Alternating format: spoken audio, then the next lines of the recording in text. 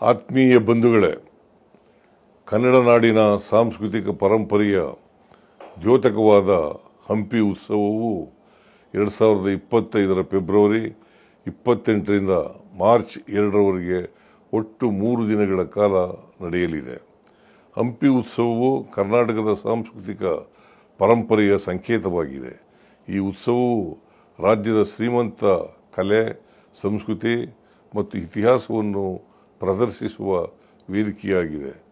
ಕನ್ನಡ ಸಂಸ್ಕೃತಿಯನ್ನು ಸಂರಕ್ಷಿಸುವುದರಲ್ಲಿ ಮತ್ತು ಉತ್ತೇಜಿಸುವುದರಲ್ಲಿ ಹಂಪಿ ಮಹತ್ವದ ಪಾತ್ರ ವಹಿಸುತ್ತಿದೆ.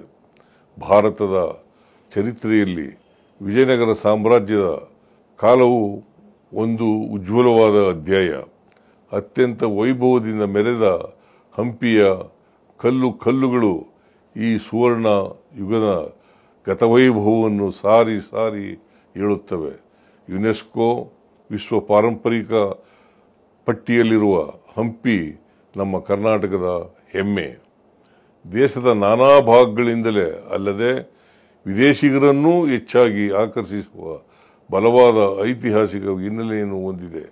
ಸುಮಾರು 550 ವರ್ಷಗಳ ಹಿಂದೆ ನಿರ್ಮಾಣವಾದ ನೂರಾರು ಸ್ಮಾರಕಗಳ ಕೌತುಕ, ಸಾಸಿವೆ ಕಾಳು ಗಣಪ, ಕಡಲೆಕಾಳು ಗಣಪ, ಉಗ್ರ ನರಸಿಂಹ, ನಾದ ಹೋಮಿಸುವ ಶಿಲಾಸ್ತಂಭಗಳು, ವಿರೂಪಾಕ್ಷ ದೇವಾಲಯ, ಹಜಾರ ರಾಮ ದೇವಾಲಯ, ಮಹಾನವಮಿ ದಿಬ್ಬ, ಕಮಲ್ ಮಹಲ್, ವಿಶ್ವವಿಖ್ಯಾತ ಕಲ್ಲಿನ ರಥ ಎಲ್ಲವೂ ಸೇರಿ ಹಂಪಿಯು ಜಗತ್ತಿನ ಉತ್ಕೃಷ್ಟ ಬಯಲು ಸಂಗ್ರಹಾಲಯವೆಂದು ಹೆಸರುವಾಸಿಯಾಗಿದ್ದು, ದೇಶ ವಿದೇಶದ ಪ್ರವಾಸಿಗರನ್ನು, ಚರಿತ್ರಕಾರರನ್ನು, ತಂತ್ರಜ್ಞರನ್ನು ತನ್ನ ವಿಶೇಷತೆಗಳಿಂದ ಸದಾಕಾಲಕ್ಕೂ ಬೆರಗುಗೊಳಿಸುತ್ತಲೇ ಬಂದಿದೆ.